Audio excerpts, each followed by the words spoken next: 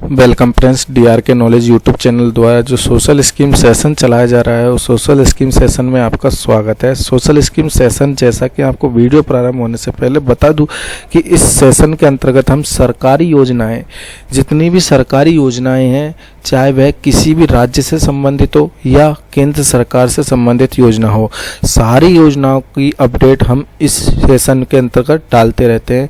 साथ ही साथ हम जो है योजना, जितने भी राज्यों की योजना है और केंद्र सरकार की योजना है, सारी योजनाओं को हम इस सेशन के अंतर्गत जो है कवर करने वाले हैं।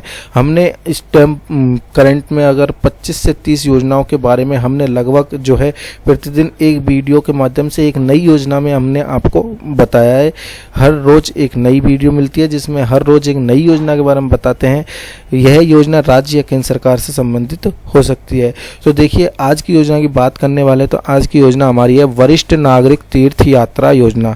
वरिष्ठ नागरिक तीर्थ यात्रा योजना के बारे में संपूर्ण जानकारी लेंगे।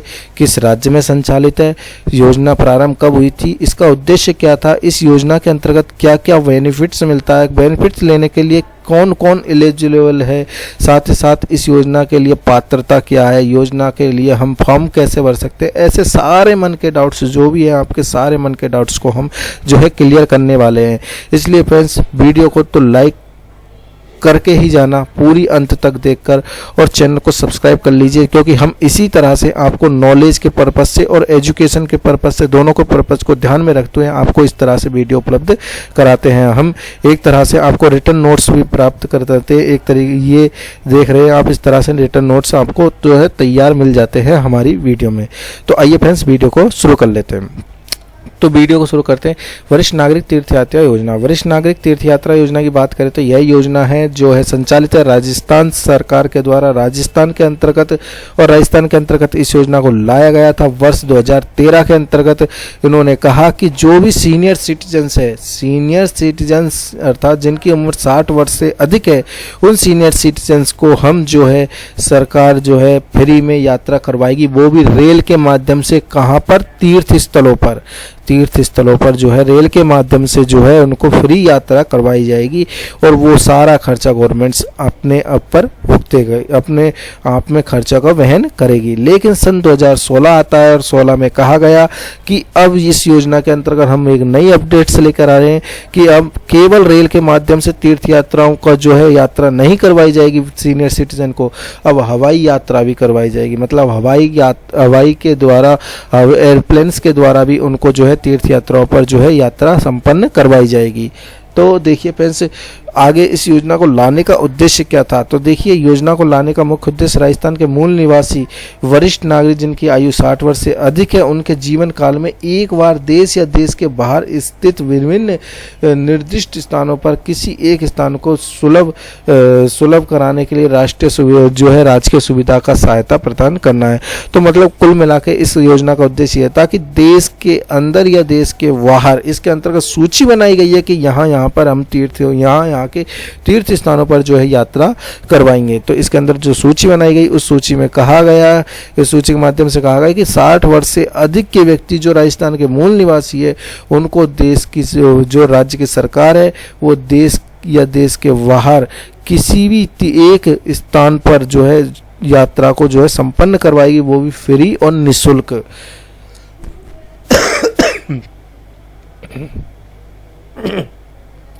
Sorry friends. तो देखिए, तीर्थ यात्रा की हेतु अनुदान राशि। तो देखिए, इस योजना के अंतर्गत जो है श्रम विभाग इस यात्रा को संपन्न कराता है। राजस्थान का जो है देवस्थान विभाग, जो देवस्थान विभाग जितने भी तीर्थ स्थल है, उन स्थलों की देखरेख, मरम्मत, उनके जो भी व्यवस्था होती है वो सारी करवाता है वही विभाग। इस विभाग के द्वारा जो है इस योजना का जो है इस योजना का आयोजन करवाया जाएगा, और व्यय का खर्च श्रम विभाग ही जो है विभाग निर्धारण करेगा, कितना व्यय होगा, कितना खर्चा व्यय होगा, और पूरा खर्चा जो है तीर्थ यात्री है उनका वो है भुगतान श्रम विभाग करेगा, और उसका व्यय भी वहन श्रम विभाग ही करेगा। आगे देखिए, तीर्थ यात्रा की सूची। अब किस स्थानों पर जो है वरिष्ठ नागरिकों को तीर्थ यात्रा संपन्न कराई जाएगी। तो देखिए यहाँ पर 2 प्रकार की सूची बनाई है रेल के माध्यम से। अगर रेल के माध्यम से बात करें तो वरिष्ठ नागरिकों को यात्रा संपन्न कराई जाएगी रामेश्वर, मदुरई, जगन्नाथपुरी, तिरुपति और द्वारिकापुरी, सोमनाथ का, वैष्णो देवी, अमृतसर और प्रयागराज, वाराणसी, मथुरा, वृंदावन, समदेश्वर, पावापुरी, उज्जैन का ओंकारेश्वर, गंगा सागर कोलकाता, कामाख्या का मंदिर जो कि गुवाहाटी में है, हरिद्वार, ऋषिकेश और विहार शरीफ और वेलनकानी चर्च तमिलनाडु के अंतर्गत जो है इन तीर्थ स्थानों पर जो है इसके अंतर्गत रेल के माध्यम से जो है यात्रा संपन्न कराई जाएगी। इन के अलावा अगर बात करें तो हवाई यात्रा से जो है कौन से स्थान पर यात्रा संपन्न कराई जाएगी तो पशुपतिनाथ मंदिर जो कि काठमांडू नेपाल के अंतर्गत है। यह यात्रा एक इंटरनेशनल यात्रा है। देखिए देवस्थान विभाग के द्वारा कुछ स्थानों की आवश्यकता अनुसार जो है बाद में सम्मिलित भी किए जा सकते हैं या कम भी किए जा सकते हैं। यह इस योजना के अंतर्गत इस विभाग ने कहा है कि हम इसके अंतर्गत कई स्थानों को जोड़ भी सकते हैं और घटा भी सकते हैं। अब देखिए योजना की पात्रता।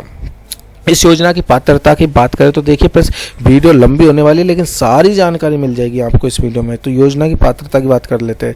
इस योजना के अंतर्गत जो है आवेदक को निम्नलिखित शर्तों से पूर्ण होना पड़ेगा तभी इस योजना का लाभ ले सकते हैं।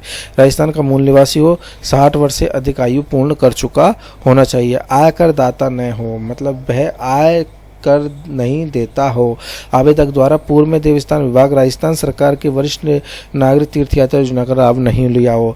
ऐसा नहीं, एक यात्री एक ही बार यात्रा का लाभ ले सकता है, 2 बार नहीं ले सकता। अगर उसने पहले इस यात्रा का लाभ ले लिया है तो उसे अब दोबारा इस यात्रा का लाभ नहीं मिलेगा। यदि किसी समय पर पाया गया कि यात्रा के दौरान कि उसने शर्तों का उल्लंघन किया, यात्रा प्रारंभ हो गई है तो भी शर्तों का उल्लंघन का जब पता लगता है तो भी उसके विरुद्ध जो है नियमानुसार दंडात्मक जो है कार्रवाई की जाएगी। और भिक्षावृत्ति का जीवन यापन करने वाले जो है इस योजना के लिए पात्र नहीं होंगे। जो भिक्षा मांगते हैं वो इस योजना के लिए पात्र नहीं होंगे। यात्रा हेतु शारीरिक मानसिक रूप से जो है सक्षम हो, संक्रामक रोग, टीबी, श्वास अवरोध संबंधी बीमारी, मानसिकता, व्याधि संक्रामक ग्रसित नहीं होना चाहिए। मतलब कुछ ये जो विशेष तरह की बीमारी है इससे ग्रसित नहीं होना चाहिए। कोविड-19 के दोनों डोज लगा होना चाहिए। वरिष्ठ नागरिक आवेदक पत्र के आवेदन के साथ जो है चिकित्सक अधिकारी के आश्रय प्रमाण पत्र प्रस्तुत करेगा कि उसे किसी प्रकार की यात्रा हेतु असहयोग स्वास्थ्य सक्षम है, मतलब वह किसी प्रकार की यात्रा के लिए जो इसका स्वास्थ्य सक्षम है, इस प्रकार का प्रमाण पत्र प्रस्तुत करना होगा। जिन आवेदक के द्वारा विगत वर्षों में योजना के अंतर्गत आवेदन तो किया परंतु उसका नंबर इस योजना के अंतर्गत नहीं आया है, उसका चयन नहीं हुआ है, तो वह दोबारा से आवेदन कर सकेंगे। केंद्र सरकार, राज्य सरकार के उपक्रम स्थानीय निकायों के सेवानिवृत्त कर्मचारी, केंद्र सरकार, राज्य सरकार के जो सेवानिवृत्त कर्मचारी, उनके जीवन साथी इस योजना के लिए पात्र होंगे। साथ ही साथ प्रदेश के भारत के सैन्य बल, अर्धसैन्य बलों, पुलिस बलों, सेवानिवृत्त संबंधित राजस्थान राज्य के वरिष्ठ जन जो है यात्रा में सम्मिलित हो सकेंगे। किंतु उक्त सेवानिवृत्त कर्मचारी अर्धसैनिक बल वरिष्ठ जन योजना के अंतर्गत शर्तों को पूर्ण करने पर जो है यात्रा के पात्र होंगे। और भी इतना नहीं कि सभी पात्र होंगे, उसके अलावा ऊपर की जो है शर्तों को पूरा करना होगा। आवेदक जो विगत वर्षों में लॉटरी में चयनित हो चुके हैं लेकिन यात्रा के लिए आमंत्रित किए जाने पर के बाद भी उनके द्वारा जो है यात्रा संपन्न नहीं की गई, ऐसे पूर्व आवेदक भी जो है इस योजना के लिए पात्र होंगे। मतलब लॉटरी निकल चुके योजना के अंतर्गत चयन नहीं हुआ है तो दोबारा आवेदन कर सकते हैं। अब योजना की अपात्रता है, वैसे तो ऊपर जो पात्रता पूरी करता है उसके अलावा सब अपात्र है। तो देखिए इस ऐसा व्यक्ति जो भी देवस्थान विभाग योजना की पूर्व में यात्रा कर रखी हो, लॉटरी में चयन हो चुका हो, उसके बावजूद भी शैक्षिक रूप से यात्रा जो है शैक्षिक रूप में यात्रा नहीं की हो, वह व्यक्ति योजना के लिए पात्र नहीं होगा। अर्थात जिसने एक बार योजना के अंतर्गत आवेदन किया था, उसका योजना के अंतर्गत लॉटरी के अंदर चयन हो चुका लेकिन यात्रा नहीं किया तो वह दोबारा यात्रा के लिए फॉर्म नहीं भर सकता। आवेदक यात्री असत्य जानकारी देने ऐसे तत्वों को छुपाकर आवेदन करता है तो उसे यात्रा हेतु आयोग को बता देंगे। तो अगर उसे पता लग जाता है आयोग को तो इस योजना के लिए जो वह यात्रा को वंचित कर सकते हैं। जहां पर वह यात्रा संपन्न की जा रही है वहीं से मूल आवेदक के साथ जीवन साथी सहायक की यात्रा के संबंध में प्रावधान। अब देखिए फ्रेंड्स, इस योजना का यह सबसे महत्वपूर्ण पॉइंट है। इसके अंतर्गत यह है कि सीनियर सिटीजन 60 वर्ष से अधिक का होता है। तो 60 वर्ष से जैसे अधिक का होता है तो उसे एक सहारे की आवश्यकता होती है। तो उसके लिए भी नियम बनाया गया है कि आवेदक के साथ जीवन साथी जा सकता है या नहीं जा सकता, या सहायक, उसे एक व्यक्ति की आवश्यकता है। अगर मान लीजिए जीवन साथी नहीं है तो उसको एक सहायक, एक व्यक्ति की आवश्यकता है, तो वह जात में जा सकता है। किस प्रकार से जा सकता है, क्या उसकी योग्यता होनी चाहिए, क्या उसके प्रावधान है, तो सारी जानकारी देखिए। आवेदक अपने साथ जीवन साथी अथवा सहायक में से किसी एक को ले जाने हेतु अनुमति होगी।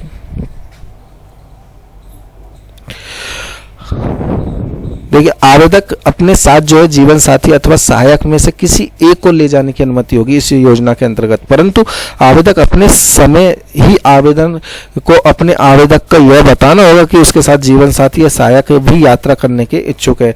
यह आवेदन के अंतर्गत उसको बताना होगा।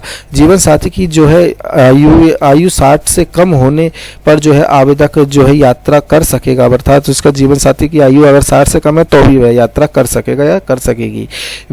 पति पत्नी के साथ यात्रा करने पर जो है सहायक को ले जाने की जो है सुविधा नहीं रहेगी, अर्थात जो अगर दोनों एक साथ यात्रा कर रहे हैं तो वहां पर सहायक की अनुमति नहीं होगी। किंतु यहाँ पर दोनों की आयु अगर 75 वर्ष से अधिक होने पर की स्थिति में जो आयुक्त देवस्थान विभाग द्वारा सहायक अनुमति किया जाएगा, अर्थात अगर उनकी आयु 75 वर्ष से अधिक है दोनों की तो एक सहायक भी ले जा सकता है। यात्रा की सहायता ले जाने की सुविधा में जो है तभी प्राप्त होगी जब सहायक को ले जाने की तो सुविधा तभी प्राप्त होगी जब आवेदक की आयु 70 वर्ष से अधिक हो अथवा अकेले रेल यात्रा के लिए आवेदन कर रहा हो, रेल यात्रा हेतु आवेदन किया हो, अर्थात या हवाई यात्रा में सहायक की सुविधा नहीं होगी। सहायक की सुविधा के लिए प्रावधान भी है कि रेल यात्रा के दौरान ही उसे सहायक की आवश्यकता पड़ेगी, सहायक ले जा सकता है। हवाई यात्रा के दौरान वह सहायक नहीं ले सकता। किंतु अगर मूल आवेदक पति पत्नी दोनों होने की स्थिति में पति पत्नी यात्रा में ले जाने की अनुमति होगी। अगर जो है दोनों का नाम यात्रा में है या फिर एक का नाम यात्रा में तो वह सहायक के रूप में पति या पत्नी को ले जा सकता है। यदि आवेदक विशिष्ट योगदान श्रेणी के अंतर्गत आता है, विशिष्ट योगदान श्रेणी अर्थात वह विकलांग ऐसी स्थिति में आता है तो आवेदक आयुक्त देवस्थान विभाग द्वारा जो है सहायक की अनुमति किया जाएगा, उसे सहायक की अनुमति होगी। रेल यात्रा में सहायक यात्री संबंधी होगा, मतलब जो है रेल यात्रा में सहायक जो है यात्री से संबंधी होना चाहिए, ऐसा नहीं अनजान व्यक्ति सहायक ले जाए। वरिष्ठ परिस्थितियों में व्यक्ति को किसी भी सहायक के रूप में अनुमति जो है आयुक्त के अधिकार रहेगा, जितने अनुमति करने में आयुक्त का अधिकार रहेगा। इस प्रकार से व्यवस्था की गई। सहायक को न्यूनतम, सहायक की आयु की बात करें, सहायक की आयु न्यूनतम 21 व अधिकतम 50 वर्ष होनी चाहिए। सहायक के यात्रा पर ले जाने के दौरान जो ले जाने की दशा में उसे उसी प्रकार की सुविधा मिलेगी जितने जैसे कि उसी यात्री को मिल रही है। तो इस प्रकार की व्यवस्था है। आवेदन हेतु आवश्यक दस्तावेज। अब देखिए इस योजना के अंतर्गत अगर आपको आवेदन करना है तो कौन कौन से दस्तावेजों की आवश्यकता पड़ेगी, तो देखिए जैसे आधार कार्ड, जन आधार कार्ड, संपूर्ण जानकारी अपडेट होना आवश्यक है। राजस्थान का व्यक्ति है तो आप जन आधार कार्ड को अपडेट करवा के रखिए। आप योजनाओं का लाभ लेना चाहते हैं तो पूर्व में इस योजना का लाभ नहीं लिया हो इस प्रकार का शपथ पत्र पेश करना होगा। स्वस्थ होने अर्थात गंभीर बीमारी से ग्रस्त न होने का जो है चिकित्सक द्वारा प्रमाण पत्र प्रस्तुत करना होगा। साथ ही साथ जन्म प्रमाण पत्र प्रस्तुत करना होगा। सहायक के दस्तावेज भी, यहाँ पर अगर कोई सहायक लेकर जा रहा है तो सहायक के दस्तावेज भी प्रस्तुत करने होंगे। अब देखते हैं आवेदन की प्रक्रिया। अब देखिए योजना के जो है लास्ट अंतिम चरण में हम बात करते हैं इस योजना के अंतर्गत आवेदन किस प्रकार से कर सकते हैं। तो देवस्थान विभाग द्वारा पोर्टल पे दिए गए लिंक के माध्यम से आप ऑनलाइन आवेदन कर सकते हैं, तभी आवेदन स्वीकार होगा, ऑफलाइन आवेदन स्वीकार नहीं होगा। तो जो है सहायक या पति पत्नी दोनों के पास जो है जन आधार कार्ड का होना आवश्यक है। अगर सहायक जा रहा है तो उसका भी जन आधार कार्ड का होना आवश्यक है। अगर पत्नी का नाम भी जन आधार कार्ड में होना आवश्यक है, पति है तो पति का होना चाहिए। इस प्रकार से आवेदक पत्र जो अपनी पसंदीदा से 3 जो है तीर्थ स्थलों पर जो है वरीयता क्रम अंकित करेगा। ऐसा नहीं है, उसमें सारे लॉटरी के माध्यम से चयन होगा। किसी एक तीर्थ स्थल पर आपको 3 तीर्थ स्थल जो है वरीयता क्रम में बताने होंगे। आवेदन के उपरांत उसकी प्रिंट लेना आवश्यक है क्योंकि यात्रा के दौरान उसकी आवश्यकता होती है। तो ये थी संपूर्ण जानकारी इस योजना से संबंधित। अब बात कर लेते हैं इस योजना की वेबसाइट की। तो देखिए इस योजना की वेबसाइट की बात करें तो यहाँ पर देखिए devistan.rajasthan.government.in इस विभाग के द्वारा इस योजना को चलाया जा रहा है। अगर आप गूगल में सर्च करेंगे कि यहाँ पर जैसे वरिष्ठ नागरिक तीर्थ यात्रा योजना, हम यहाँ से देखिए वरिष्ठ नागरिक तीर्थ यात्रा योजना के बारे में जैसे ही सर्च करोगे तो आपके बारे में